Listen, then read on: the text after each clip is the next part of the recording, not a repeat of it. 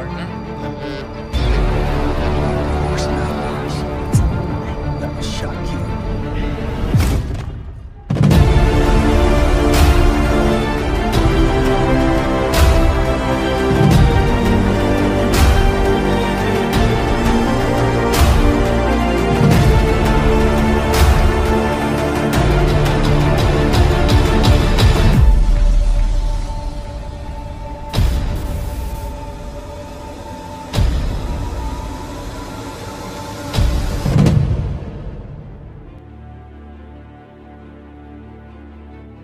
Pada tahun 70-an di Amerika Serikat, serangkaian pembunuhan dan juga penculikan sering terjadi, dan rata-rata korbannya adalah wanita. Semua kejahatan tadi berubah menjadi pembunuhan berantai yang dilakukan oleh seorang psikopat. Dikabarkan korbannya mencapai 100 orang selama tahun 1970-an, tapi dia cuma ngakuin 36 orang dari 7 negara bagian di Amerika Serikat pada tahun 1974 sampai 1978. Film ini sendiri mengambil sudut pandang dari mantan kekasihnya, yaitu Elizabeth Kendall. Gimana kisahnya dan seperti apa masa lalunya hingga dia bisa menjadi monster yang kejam. So, ikutin terus, jangan kemana-mana, karena di akhir film, saya akan membahas masa lalunya.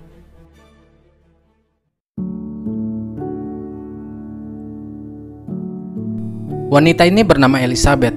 Saat itu tepatnya pada tahun 1989, dia sedang mengunjungi seorang pria di dalam sel yang akan dihukum mati. Kemudian kita diajak flashback ke 20 tahun silam. Di sebuah kota yang bernama Seattle, terdapat sebuah bar yang di dalamnya ada Liz dan temannya.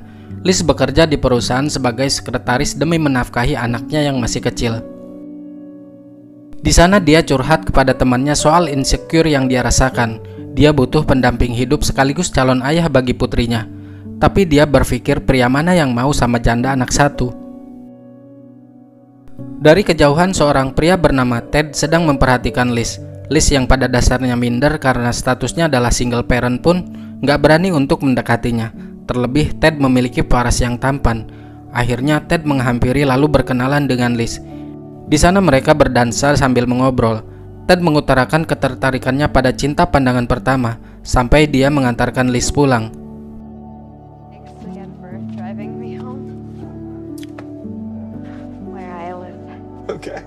Di sini Liz mengaku bahwa dirinya adalah seorang janda yang telah memiliki satu orang anak. Tidak seperti laki-laki Amerika pada umumnya yang setelah mengetahui hal itu dia akan pergi. Justru Ted malah menyukai Liz, terlepas dari apapun itu status dia.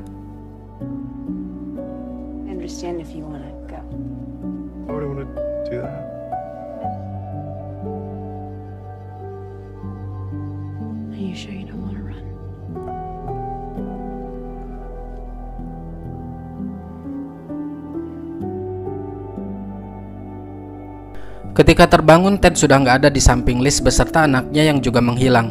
Dia panik dong, secara kan baru kenal beberapa jam saja. Ternyata di pagi itu, Ted layaknya seorang ayah dan suami bagi Liz. Dia telah menyuapi putri kecilnya Liz dan menyiapkan sarapan untuk mereka.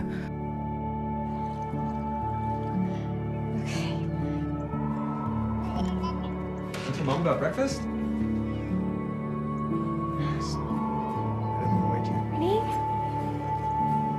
Sampai akhirnya Liz jatuh cinta. Tidak terasa kini mereka hidup bersama setelah melewati 5 tahun lamanya.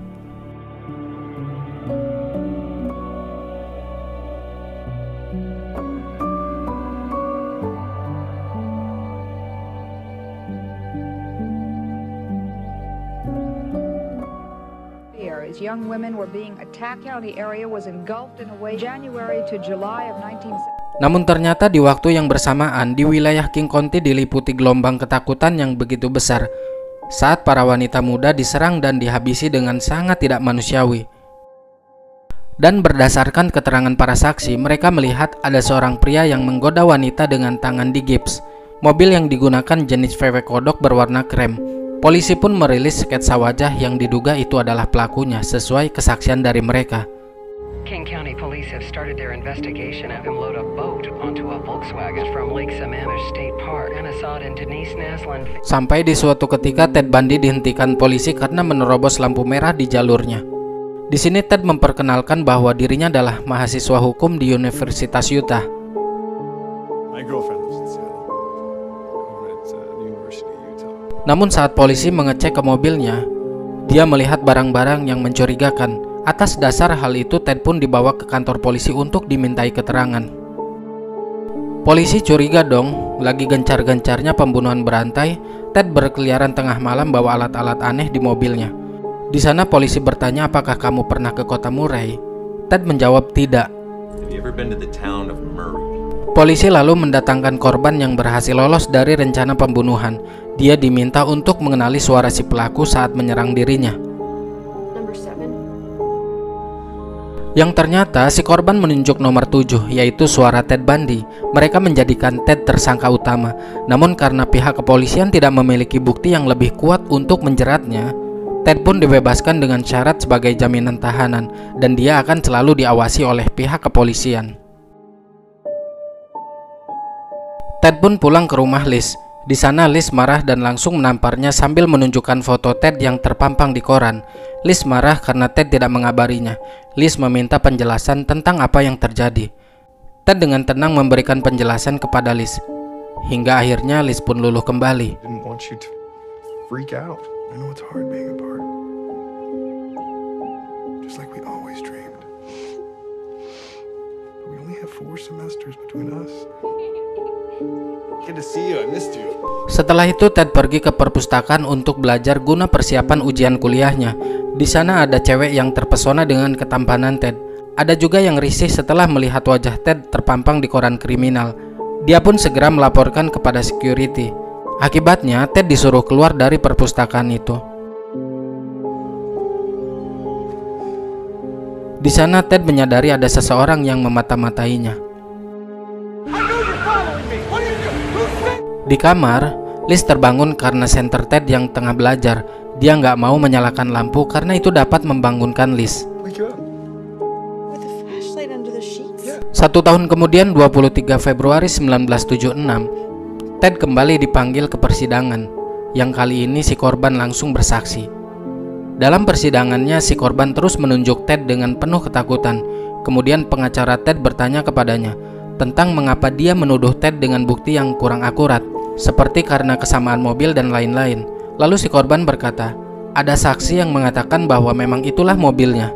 Namun sekali lagi, karena tuduhan tersebut tidak terbukti dan kurang akuratnya bukti-bukti, Ted pun kembali dibebaskan. Corroborative evidence you provided was the Volkswagen, one of the most popular cars in America. Di keesokan harinya, Ted dan Liz mendatangi rumah adopsi hewan, dan di sana mereka bertemu dengan Carol.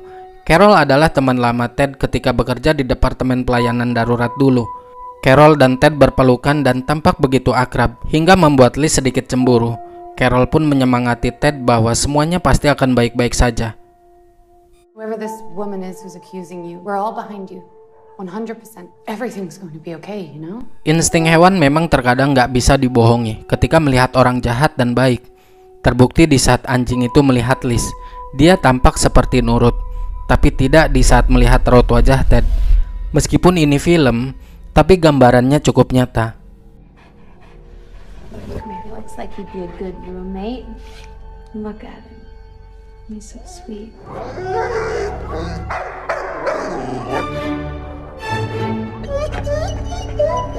Kebersamaan mereka tidak bertahan lama. Ketika di persidangan, Ted dinyatakan bersalah dan menjadi tersangka utama dalam kasus penculikan.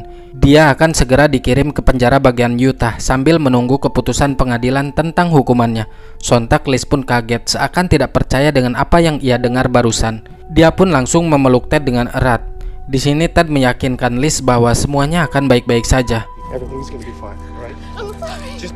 Ted pun akhirnya dibawa ke penjara. Di sana para napi lain terlihat sinis kepada Ted karena kasusnya yang melecehkan wanita. Ted dan Liz hanya berkomunikasi lewat telepon. Di dalam penjara, Ted yang sedang mengisi waktunya dengan membaca, tiba-tiba didatangi oleh seorang laki-laki. Dia bertanya kepada Ted tentang pembunuhan di Colorado. Dia menanyakan apakah Ted pernah pergi ke sana. Ted menjawab tidak pernah. Namun ternyata catatan pembelian bahan bakar mobil membuktikan bahwa Ted pernah pergi ke Colorado.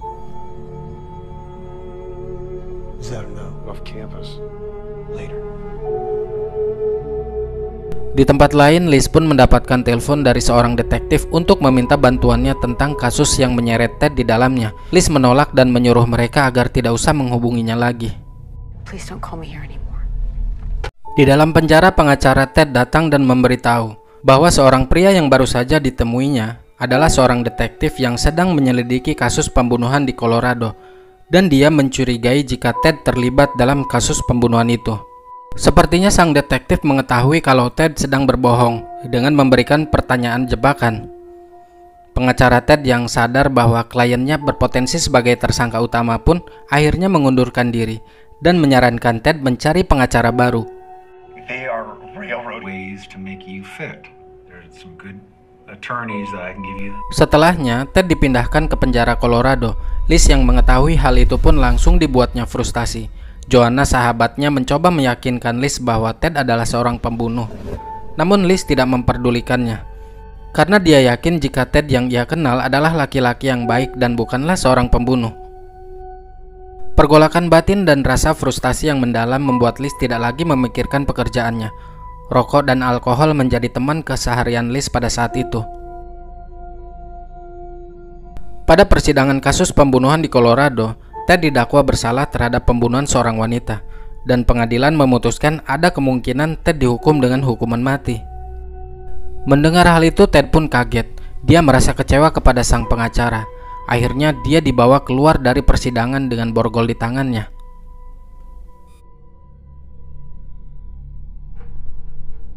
Melihat jendela yang terbuka di salah satu ruangan yang ada di sana, Ted memiliki rencana untuk kabur. Namun sebelum itu, dia melatih lompatan di dalam selnya.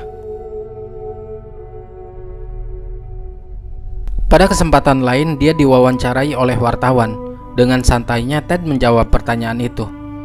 Dia juga menyangkal bahwa dirinya adalah seorang pembunuh berantai.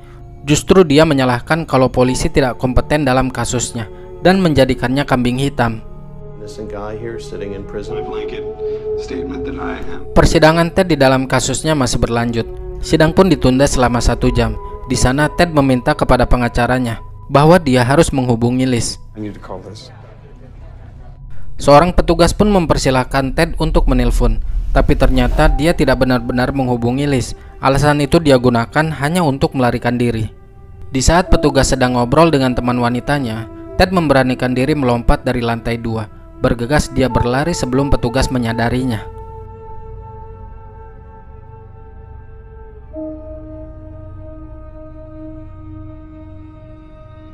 Pelarian Ted akhirnya diketahui dan ramai diperbincangkan di berbagai media.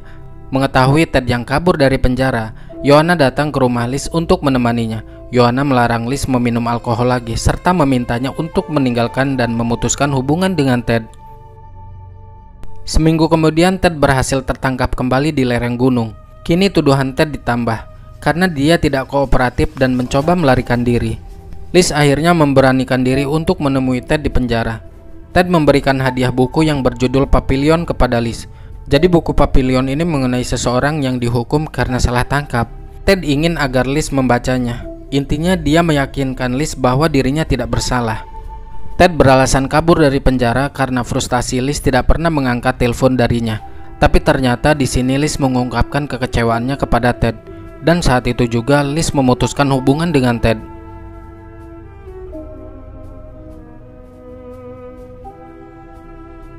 Teman sekantor Liz yang bernama Jerry ternyata diam-diam memiliki perasaan suka terhadap Liz. Namun Liz yang belum sepenuhnya melupakan Ted, dia berusaha membuka hati untuknya. Di dalam penjara, Ted yang takut kehilangan Liz pun berusaha mencari jalan untuk kabur yang kedua kalinya. Dia mencuri gergaji besi dan mulai mengikis atap penjara. Sampai akhirnya dia berhasil kabur dari sana. Di dalam filmnya nggak ditayangin gimana cara dia berhasil meloloskan diri. Namun dari keterangan saat diwawancarai, dia kabur menyusuri ventilasi udara. Kemudian dia mencuri baju sipir, dan dengan santainya dia berjalan keluar dari penjara tanpa ada curiga sedikit pun dari mereka.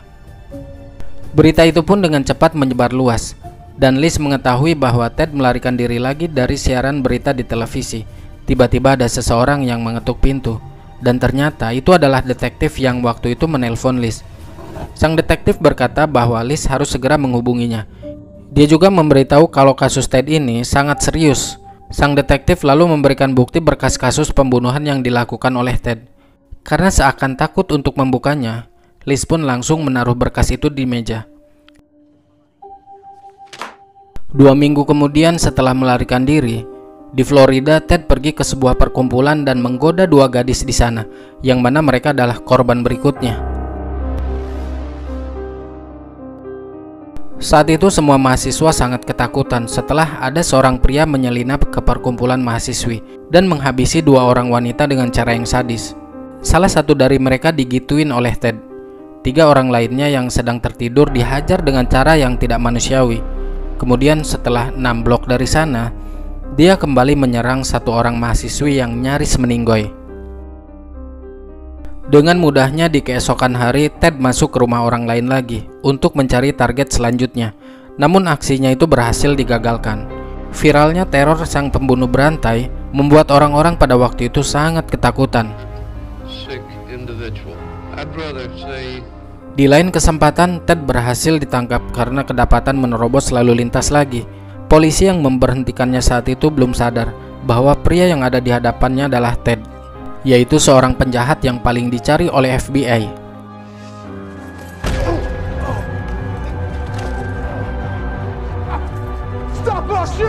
Singkat cerita, Ted pun akhirnya tertangkap dan dimasukkan lagi ke dalam sel. Kepala kepolisian bagian Florida yang geram dengan perilaku Ted berjanji jika kali ini dia tidak akan bisa kabur dari sana seperti sebelumnya. Dan mereka pun langsung mengambil serta memfoto sampel gigi Ted untuk dijadikan barang bukti.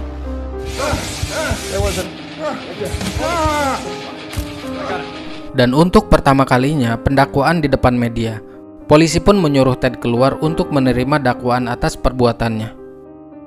Dengan percaya diri tanpa merasa bersalah sedikit pun, Ted akhirnya keluar dan bertingkah seperti sedang mempermainkan hukum serta kepolisian.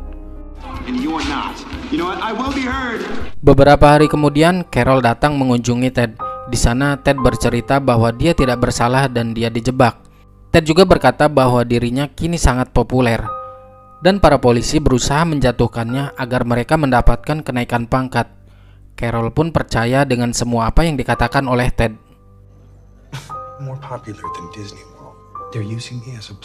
Di sisi lain, Jerry datang ke rumah Liz untuk membawakan makanan.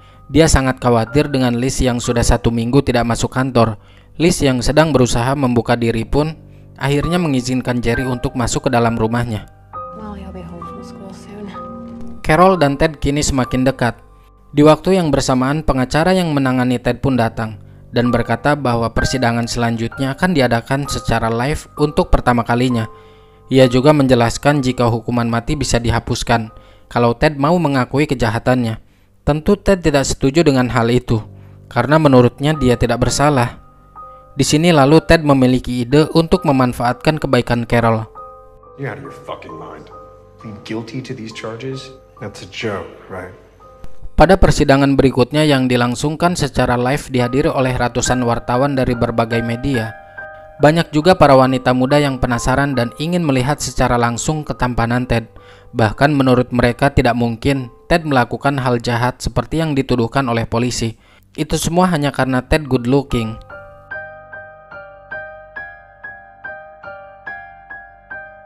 Persidangan dibuka dengan pengacara korban yang menceritakan kekejaman Ted dan pola yang digunakan saat menyerang korban. Liz yang menonton acara itu dari rumah pun terkejut bukan main, seakan tidak percaya jika pria yang pernah tinggal bersamanya selama ini adalah seorang monster yang kejam. Blow to her head that left a baseball-sized hole. So tight that her neck was constricted. Di persidangan itu pun saat diwawancari oleh wartawan, Carol berbohong dengan mengatakan bahwa apa yang terjadi dengan Ted merupakan suatu hal yang sudah diatur oleh polisi. Carol berkata seperti itu karena perintah dari Ted agar bisa mendapatkan simpati publik. Sementara itu, Liz terlihat semakin dekat dengan Jerry. Bahkan sambungan telepon miliknya dicabut oleh Jerry agar Ted tidak bisa menghubungi Liz kembali.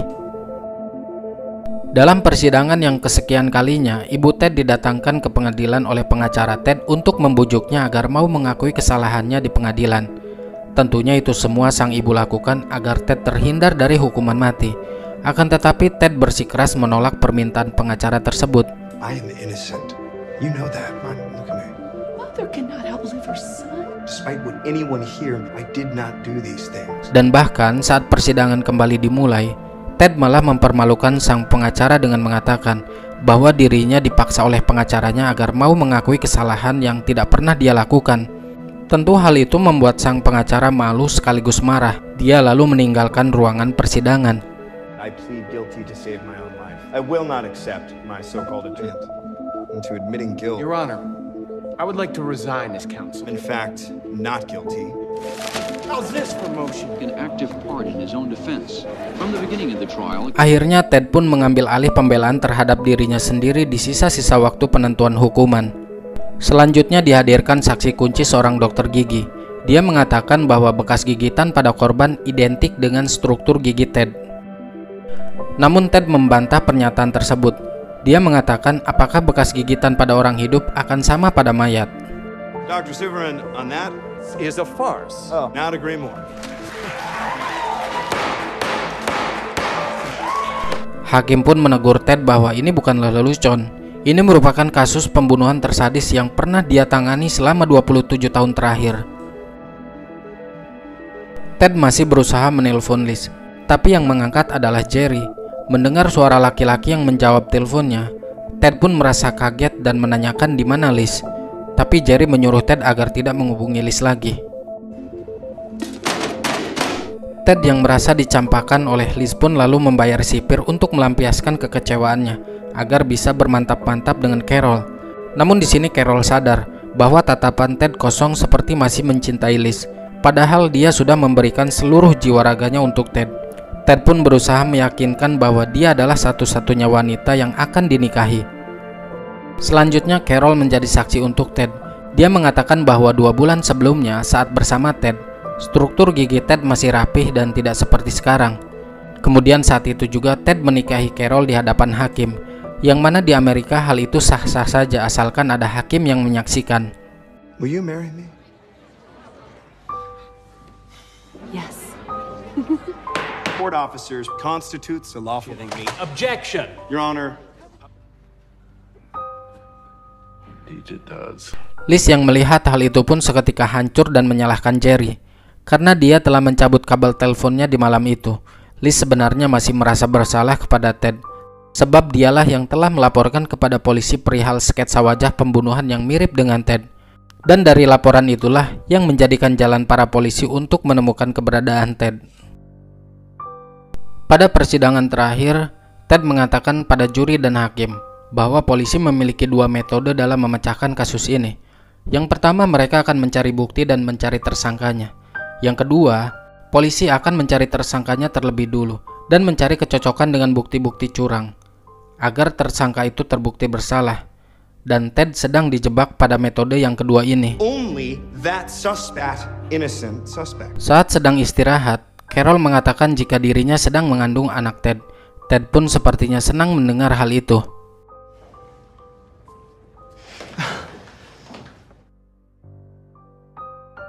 Keputusan akhir dari persidangan bahwa Ted dinyatakan bersalah. Liz yang melihat itu di TV pun menangis. Sedangkan sang ibu memohon kepada hakim agar hukuman mati dibatalkan.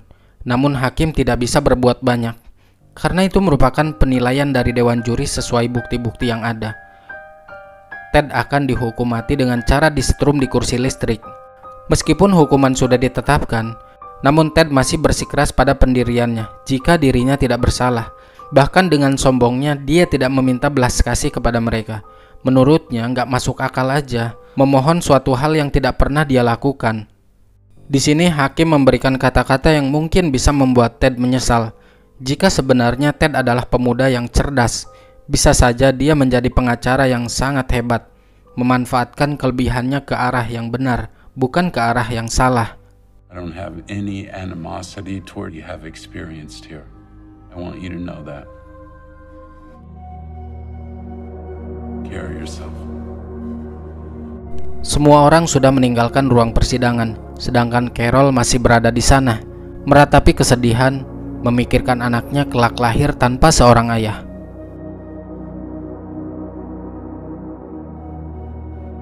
Singkatnya 10 tahun kemudian, Liz mendapatkan surat dari Ted, yang mana itu adalah surat terakhir darinya. Lalu kita diajak ke scene awal. Liz yang sedang mengunjungi Ted di dalam penjara. Di sana Ted masih mengelak kalau dirinya tidak bersalah, dan ini semua hanyalah jebakan. Liz terus mendesak menyuruh Ted untuk berbicara yang sejujurnya. Dia juga memperlihatkan foto dari amplop mengenai seorang gadis tanpa kepala. "Ini apa maksudnya?" kata Liz. Setelah itu Ted menuliskan kata gergaji. Itu artinya dia menghabisi wanita tersebut menggunakan gergaji.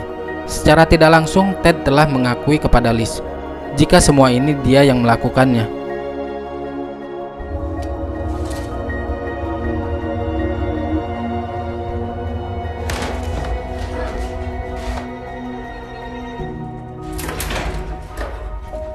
Yang pada akhirnya Ted pun mengakui semuanya kepada polisi.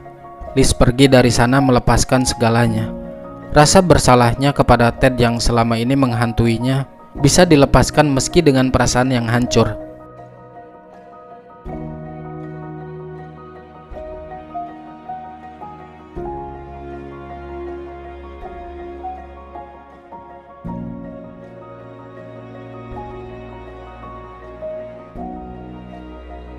Ted Bundy dieksekusi pada 24 Januari 1989.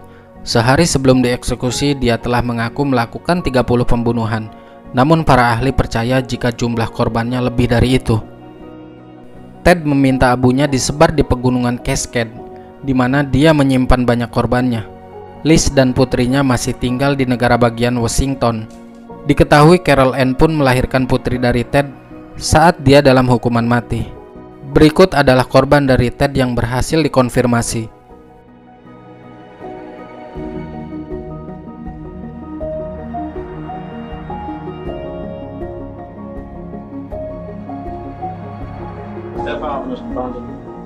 I'm not guilty of the charges which have been filed against me. I'm not guilty. Bundy had refused to show up on time. I don't think that Ted belongs in jail. Carol Boone believes Bundy is completely innocent. I don't feel that a human being is a primitive, barbaric thing that... You're frightening. Ted Bundy 24 hours a day. Hidden from Bundy and others is that it may have been Curry. Dari kalian ada yang sama nggak? Kalau nonton serial killer, itu penasaran. Kenapa sih dia bisa sejahat itu? Saya pribadi sih penasaran dan ingin tahu lebih dalam tentang karakter ini. Sampai dia memiliki sakit mental. Tujuannya supaya kita bisa memprotek, menjaga diri dan menghindari dari suatu hal yang bisa menyebabkan menjadi kacau di kemudian hari. Nah, maka dari itu saya akan sedikit membahas tentang masa kecilnya Ted. Suatu hari, seorang wanita bernama Eleanor Lewis datang pada kedua orang tuanya dan mengaku bahwa dirinya kini tengah hamil. Ketika ditanya siapa ayah dari anak yang dikandungnya, Eleanor selalu tidak bisa menjawab. Kadang-kadang dia menjawab orang yang berbeda-beda dan gak jelas. Sampai sekarang pun gak ada orang yang tahu siapa yang menghamilinya. Agar tidak membuat malu keluarga, Eleanor dikirim ke rumah khusus yang menampung para remaja Hamidun yang berada di kota lain. Dia baru diperbolehkan pulang setelah dia melahirkan. Kemudian lahirlah bayi yang diberi nama Theodore Robert Cowell, yang selanjutnya akan kita panggil dengan nama Ted Bundy. Begitu dia pulang ke rumahnya di Philadelphia, keluarganya sudah menyusun skenario. Mereka akan memperkenalkan Ted kepada orang-orang sebagai anak yang mereka adopsi dari panti asuhan, namun diadopsi oleh kakek dan neneknya. Sedangkan sang ibu, yaitu Eleanor, akan diperkenalkan sebagai kakak tirinya. Sepandai-pandainya seseorang merahasiakan kebusukan, pasti akan ketahuan juga. Suatu hari Ted mengetahui jika seorang wanita yang dia panggil kakak ternyata adalah ibunya sendiri. Bahkan rumor yang beredar, ayah kandungnya Ted ternyata kakeknya sendiri. Namun perlu diketahui, data ini tidak pernah terkonfirmasi. Jadi benar atau tidaknya hanya merekalah yang tahu.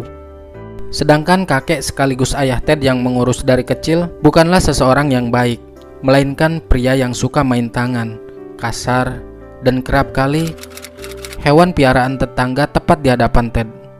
Tapi anehnya guys, Ted menganggap kakeknya ini sosok panutan dan dia sangat mengidolakan sang kakek.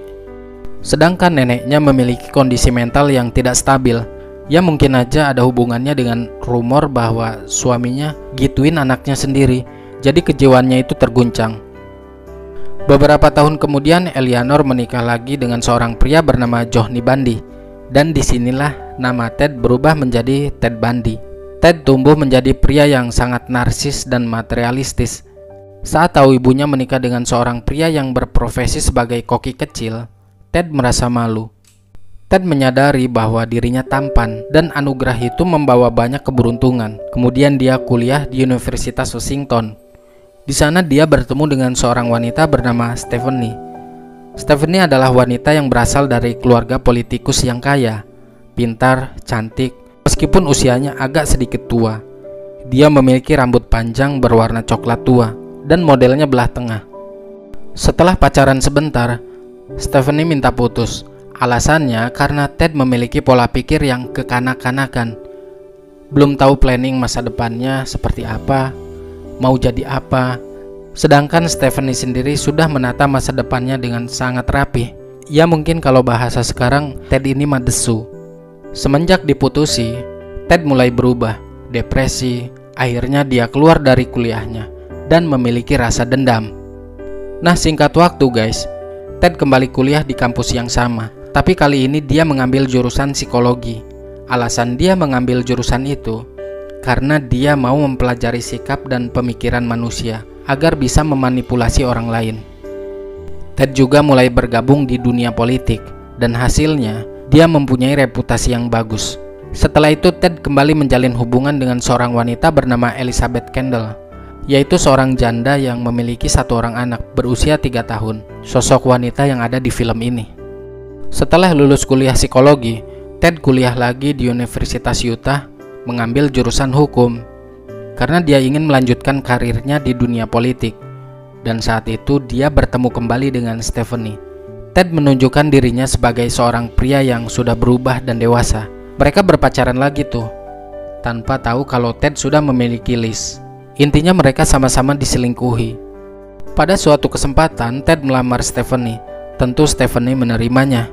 Dan setelah itu Ted langsung menghilang tanpa ada kabar, di ghosting sama Ted. Ternyata sebesar itu loh rasa dendam Ted kepadanya sampai di PHP-in setelah melamar. Beberapa tahun kemudian di umur Ted yang ke-27, dia mulai menyerang wanita-wanita yang mirip dengan Stephanie. Rambut panjang warna coklat tua, modelnya belah tengah. Makanya korban-korbannya Ted ya cantik-cantik, hampir mirip semuanya seperti itu. Sampai akhirnya dia tertangkap dan dihukum mati pada 24 Januari 1989 seperti yang diceritakan di film ini.